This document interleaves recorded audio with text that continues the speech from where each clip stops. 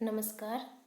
पिछले वीडियोस में हमने पुर्तगालियों के भारत में एक व्यापारी के तौर पर आने और यहाँ पर अपनी फैक्ट्रीज स्थापित करने और उसके साथ साथ भारतीय व्यापार पर अपना एकाधिकार स्थापित करने की प्रक्रिया को समझा। किस तरीके से उन्होंने हिंद महासागर को एक तरीके से पुर्तगाली सागर के रूप में परिवर्तित कर दिया, इस पर भी हमने चर्चा की। लेकिन हमने देखा कि पुर्तगालियों का ये जो प्रभुत्व था वो हमेशा कायम नहीं रहा। धीरे धीरे उन्हें डचों से और अंग्रेजों से चुनौतियां मिलने लगी। ये चुनौतियां कहीं न कहीं पुर्तगालियों के पतन का कारण बनी। तो इस वीडियो में हम बात करने वाले हैं पुर्तगालियों के पतन के कारण के बारे में। पुर्तगालियों के पतन के कारणों के बारे में जब हम चर्चा करते हैं तो क्योंकि हमने ये समझा था कि पुर्तगाली जब भारत में आते हैं तो दो कारणों से आते हैं। पहला तो कारण था एक आर्थिक कारण, यानी कि व्यापार के द्वारा लाभ कमाना, और दूसरा था धार्मिक कारण, यानी कि वो ईसाई धर्म का प्रचार प्रसार करने के उद्देश्य से भी भारत आए थे। तो उनकी ये जो धार्मिक असहिष्णुता थी, क्योंकि वो जैसे मुसलमानों से बहुत हद तक घृणा करते थे, उस समय पर पुर्तगाली जब भारत में एंटर होते हैं वास्को डी गामा के समय पर, हमने देखा था कि किस तरीके से अरब व्यापारी जो है वो भारत के व्यापार को, सामुद्रिक व्यापार को नियंत्रित किए हुए थे। तो इस वजह से मुसलमान जो है वो पुर्तगालियों के दो पॉइंट से दुश्मन बन जाते हैं। पहला तो आर्थिक कारण, क्योंकि वो व्यापार में उनको चुनौती दे रहे होते हैं, और दूसरा धार्मिक कारण, क्योंकि वो ईसाई धर्म के अपोजिट होते हैं। तो उनकी ये जो धार्मिक असहिष्णुता होती है वो कहीं ना कहीं पुर्तगालियों के पतन का कारण बनती है। जो आपका सेकंड पुर्तगाली वायसराय था, पहला पुर्तगाली वायसराय तो होता है आपके फ्रांसिस्को डी अल्मेडा, और फ्रांसिस्को डी अल्मेडा के बाद दूसरे पुर्तगाली वायसराय के रूप में आते हैं अल्बुकर्क। तो अल्बुकर्क जो है, उनकी धार्मिक असहिष्णुता की नीतियां जो है वो पुर्तगालियों को आम जनमानस में अलोकप्रिय बना देती हैं। और जैसा कि हमने पिछले वीडियोस में भी बात की कि किस तरीके से यूरोपीय शक्तियों से उनका जो कंपटीशन, प्रतिद्वंद्विता थी, जैसे कि डचों से, अंग्रेजों से, वो किस तरीके से इनके पतन का कारण बनती है। क्योंकि जैसे डच जो थे तो उनकी नेवी जो थी वो पुर्तगालियों से कहीं ज़्यादा पावरफुल थी। उनकी नेवल आर्मी, उनकी नौसेना जो थी वो पुर्तगालियों से ज़्यादा सशक्त थी। तो इस वजह से पुर्तगाली जो है वो उनके सामने नहीं टिक पाते हैं। इसके अतिरिक्त पुर्तगाली अधिकारी जो थे, जो कि भारत में कार्य कर रहे थे पुर्तगाली कंपनी के तहत, उनको कम वेतन दिया जाता था, तो उसके कारण वो भ्रष्टाचार में इन्वॉल्व हो जाते थे। और एक और कारण ये था कि उस समय तक ब्राज़ील की खोज हो चुकी थी। वास्को डी गामा के बारे में जब हमने चर्चा की थी तो हमने पेड्रो अल्वारेस कैब्रल नाम के एक व्यक्ति के बारे में भी चर्चा की थी। पेड्रो अल्वारेस कैब्रल वही व्यक्ति हैं जिन्होंने ब्राज़ील की खोज की थी। तो जब ब्राज़ील की खोज हो गई तो पुर्तगाली जो थे उनका ध्यान वहाँ पे अपनी कॉलोनीज बसाने की ओर और वहाँ पे अपना व्यापार स्थापित करने की ओर उन्मुख हो गया।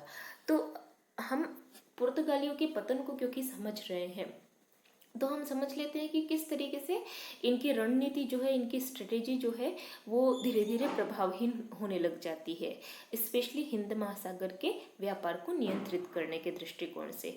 तो इसके कुछ रीजंस हैं, उन रीजंस को समझ लेते हैं। जिन रीजंस की हम यहाँ पे बात कर रहे हैं उसको हम एक मैप से भी समझने की कोशिश करेंगे।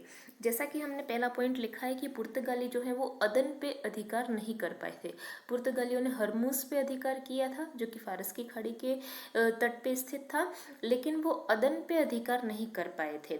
और इस अदन पर पुर्तगालियों के अधिकार नहीं कर पाने के कारण उनका जो शत्रु होता है ओटोमन तुर्की, क्योंकि ओटोमन तुर्की वही है जिसने कॉन्स्टेंटिनोपल या कुस्तुनतुनिया पर 1459 में अधिकार कर लिया था, जिस वजह से स्थल मार्ग जो था वो अवरुद्ध हो गया था और एक नए सामुद्रिक मार्ग की खोज, यूरोप से भारत तक पहुंचने के एक नए सामुद्रिक मार्ग की खोज वास्को डी गामा के द्वारा की गई थी। तो ओटोमन तुर्की जो है वो अदन पर अधिकार कर लेते हैं। तो इससे इस वजह से पुर्तगालियों की जो स्ट्रेटेजी होती है वो बिल्कुल पुर्तगालियों की जो स्ट्रेटेजी होती है वो बिल्कुल ही एक तरीके से फेल हो जाती है। हम यहाँ पे देख पा रहे हैं, ये मैप आपको इसीलिए दर्शाया जा रहा है ताकि आप समझ पाएं कि हरमुज जो है वो कहाँ पे स्थित है और अदन जो है वो कहाँ पे स्थित है। हरमुज, जैसा कि हमने कहा कि ये कहाँ पर स्थित है, आपके फारस की खाड़ी के तट पे स्थित है। जबकि अदन जो है वो कहाँ पर स्थित है, अदन जो है वो लाल सागर वाला जो एरिया है जो कि भूमध्य सागर तक पहुंचता है वहां पे स्थित है। और यहाँ पे स्थित है ये आपके हरमुज। तो हरमुज पर तो पुर्तगालियों का अधिकार होता है, लेकिन अदन पर पुर्तगाली जो है वो अधिकार नहीं कर पाते हैं। और 1538 में अदन पर फिर तुर्कियों का अधिकार स्थापित हो जाता है।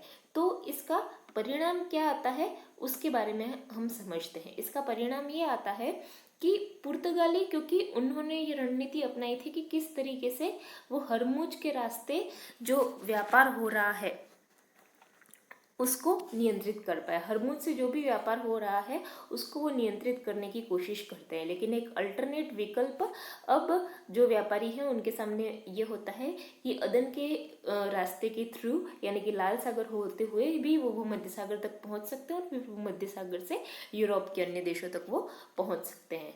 तो इस वजह से पुर्तगालियों की जो रणनीति होती है वो एक तरीके से फेल हो जाती है।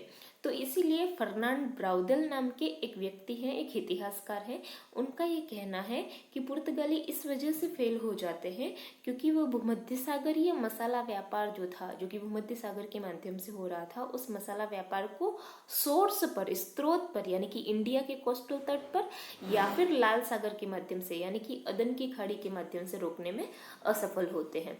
किस तरीके से हम ये समझते हैं, जैसा कि हम इस बात को समझ रहे हैं कि पुर्तगाली न तो जो गरम मसालों के व्यापार का स्रोत है यानी कि इंडिया का कोस्टल एरिया जो है यहाँ पे ना तो इसे वो रोक पाते हैं और ना ही वो इसे लाल सागर के माध्यम से भूमध्य सागर तक पहुंचने से रोक पाते हैं।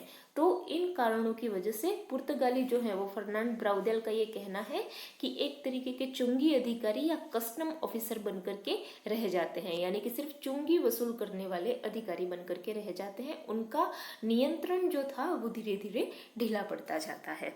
तो ये हमने बात की कि पुर्तगालियों की स्ट्रेटेजी जो एस्तादो द इंडिया, जो कि पुर्तगाली साम्राज्य का नाम था, उसको लेकर के थी, वो किस तरीके से फेल होती है। और क्या रीजंस थे जिनकी वजह से पुर्तगालियों का पतन होता है। तो पुर्तगालियों का जो व्यापार था अगर हम उसकी तुलना अंग्रेज और डच कंपनियों के व्यापार से करें तो उसकी क्वांटिटी भी कम थी और अगर क्वालिटेटिव दृष्टिकोण से उसे देखा जाए तो उसमें डाइवर्सिफिकेशन यानी कि विविधता भी नहीं थी। हिंद महासागर में इन्होंने अपना प्रभुत्व तो स्थापित कर लिया और हिंद महासागर में जो भी सामुद्रिक व्यापार हो रहा था उसका अधिकांश प्रॉफिट भी इन्होंने गेन करना शुरू कर दिया। लेकिन जो व्यापार पहले स्थल मार्ग के माध्यम से हो रहा था या पहले जो वास्को डी गामा के द्वारा सामुद्रिक मार्ग की खोज से पहले भारत और यूरोप के बीच जो व्यापार हो रहा था उस व्यापार में और पुर्तगालियों के द्वारा सामुद्रिक खोज मार्ग की खोज के बाद जो व्यापार किया जा रहा है उस व्यापार में कोई बहुत ज़्यादा परिवर्तन नहीं आया। किस दृष्टिकोण से परिवर्तन नहीं आया? उत्पादन की तकनीक की दृष्टिकोण से कोई परिवर्तन नहीं आया, व्यापार व्यवहार की दृष्टि से और जिन चीज़ों का, जिन गुड्स का, जिन उत्पादों का व्यापार किया जा रहा है उनमें भी कोई परिवर्तन नहीं आया। तो इसलिए ये कहा गया कि जो केप ऑफ गुड होप यानी कि उत्तम आशा अंतरिक्ष के एक नए रास्ते की खोज की गई थी उसने सिर्फ एक नया रास्ता ही खोला और कुछ चेंज ये लेकर के नहीं आ पाया। तो इस वजह से ये कहा गया कि पुर्तगाली जो है वो बहुत ज़्यादा अपना होल्ड जो है वो नहीं रख पाते हैं और धीरे धीरे उनकी पोजीशन जो है वो डिक्लाइन की तरफ जाने लगती है।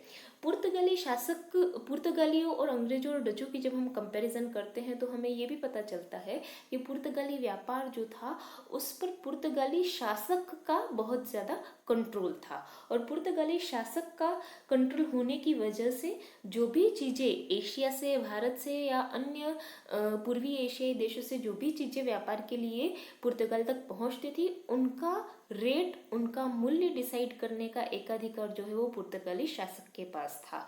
तो कुछ चीज़ें तो हैं जैसे कि काली मिर्च है, गरम मसाले हैं जिनकी यूरोप में बहुत ज़्यादा डिमांड है तो उन पे तो आप मोनोपोली रख सकते हो, उनके रेट्स आप बहुत ज़्यादा बढ़ा चढ़ा करके रख सकते हो। तो क्योंकि उनकी डिमांड तो एक निश्चित है इसलिए उन पे फर्क नहीं आने वाला है।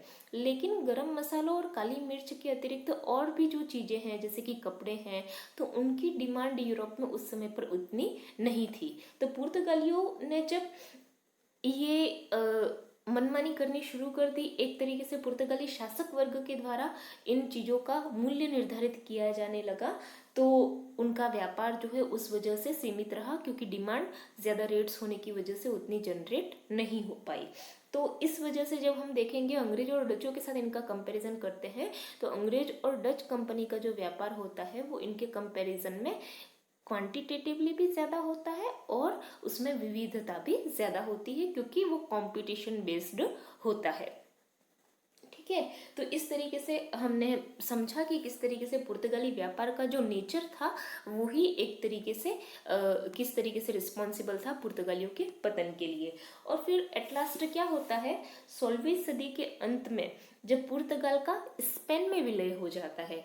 हाँ, आपको ये समझना चाहिए कि 16वीं सदी के लास्ट के जो 2 डिकेड्स हैं, 2 दशक हैं, उसमें पुर्तगाल जो कंट्री है वो स्पेन में उसका विलय हो जाता है। और जब स्पेन का जो जहाजी बेड़ा है, क्योंकि ये पूरा सामुद्रिक व्यापार जो है वो किस पे आधारित है, नेवी पे आधारित है, नौसेना पर आधारित है। तो पुर्तगाल का जब स्पेन में विलय हो गया और स्पेन की जो नौसेना होती है वो 1588 में अंग्रेजी नौसेना से, इंग्लैंड की नौसेना से हार जाती है। तो ऐसी स्थिति में फिर 16वीं सदी के अंत तक जब हम पहुंचते हैं, तो इस कारण से पुर्तगालियों का हिंद महासागर पर व्यापार का जो एक तरीके का अधिकार स्थापित हो चुका होता है वो हमेशा के लिए खत्म हो जाता है। तो इस तरीके से, और उनके ये पे हमने पहले ही बात कर ली है कि किस तरीके से उनकी फैक्ट्रीज पर, जैसे मलक्का है या और भी बहुत सारी फैक्ट्रीज हैं, उन पर डच अधिकार कर लेते हैं, कुछ पर अंग्रेज अधिकार कर लेते हैं, उनके साथ युद्धों में निरंतर पुर्तगालियों की हार हमें देखने को मिलती है। तो इन सब कारणों की वजह से पुर्तगालियों का भारत में एक तरीके से एक व्यापारिक एंटिटी के रूप में उनका पतन होने लग जाता है। लेकिन इसका मतलब हम ये बिल्कुल भी नहीं समझे कि पुर्तगाली भारत में आए, उन्होंने भारत से जो व्यापार किया उसका कोई भी परिणाम नहीं निकला। पुर्तगालियों का भारत से जो इंटरेक्शन हुआ, पूर्वी एशियाई देशों के साथ जो इंटरेक्शन हुआ, उसका ऑब्वियसली एक बहुत ही सिग्निफिकेंट रिजल्ट हमें देखने को मिलता है। जैसे कि, क्योंकि हमने कहा कि उनका एक दृष्टिकोण धार्मिक भी था, तो उन्होंने ईसाई धर्म के प्रचार प्रसार को बढ़ावा दिया। उन्होंने भारत में लोगों को क्रिश्चियन रिलीजन में कन्वर्ट करने की कोशिशें की, धर्मांतरण को उन्होंने बढ़ावा दिया। और इसके लिए उन्होंने 1560 में ईसाई धर्म न्यायालय की भी स्थापना की। एक और सिग्निफिकेंट इम्पैक्ट जो आता है वो है कि इन्होंने भारत का जापान के साथ व्यापार प्रारंभ किया। इसके अलावा इन्होंने 1556 में गोवा में प्रिंटिंग प्रेस की स्थापना की। भारत में पहली प्रिंटिंग प्रेस की स्थापना पुर्तगालियों के द्वारा की जाती है, जो कि एक तरीके से हम कह सकते हैं कि बहुत ही ज़्यादा रिवोल्यूशनरी स्टेप है प्रिंटिंग प्रेस का आना इंडिया में। इसके अलावा पुर्तगाली जो है, क्योंकि पुर्तगाल की पोजीशन हमने देखी थी वो भूमध्य सागर के आसपास के इलाके में स्थित है, तो इस वजह से वो कुछ उनकी जो जलवायु की जो उत्पाद हैं, जैसे कि तंबाकू है, काजू है, बादाम है, अनन्नास यानी कि पाइनएप्पल है, शकरकंद है, वो पुर्तगाली जो है वो, और भी बहुत सारी चीज़ें जैसे टमाटर है, तो वो पुर्तगाली जो है वो इंडिया में लेकर के आते हैं। इसके अलावा पुर्तगालियों के भारत में आने के बाद गॉथिक स्थापत्य कला की शुरुआत होती है। और ईसाई मिशनरी जो पुर्तगालियों के साथ आते हैं, जैसे कि हमने बात की थी कि सेंट जेवियर जो है वो पुर्तगाली वायसराय के साथ भारत आए थे, तो ये जो भी ईसाई मिशनरी थे इन्होंने स्कूलों और कॉलेजों की स्थापना की और इन्होंने स्थानीय भाषाओं में शिक्षण कार्य किया। यद्यपि इन्होंने ईसाई धर्म की शिक्षा दी, लेकिन उस शिक्षा का माध्यम बना जो वहाँ की स्थानीय भाषाएं, भारत के उन एरियाज की जो स्थानीय भाषाएं थी उनमें इन्होंने शिक्षण कार्य करने की कोशिशें की। तो इस तरीके से हमने समझा इन पूरे वीडियोस की एक सीरीज़ में कि किस तरीके से पुर्तगाली जो है वो भारत आते हैं, यहाँ पर व्यापार करते हैं, किस तरीके से अपने सेटलमेंट्स जो हैं वो स्थापित करते हैं और उनका डिक्लाइन किस तरीके से होता है, किन कारणों से होता है, उन कारणों को हमने समझा और उनके आने के परिणामों को भी हमने समझने की कोशिश की। अगले वीडियो में हम चर्चा करेंगे दूसरी जो यूरोपियन कंपनी जो भारत में आती है वो थी डच। तो अगले वीडियो में हम डचों के बारे में बात करने वाले हैं। धन्यवाद।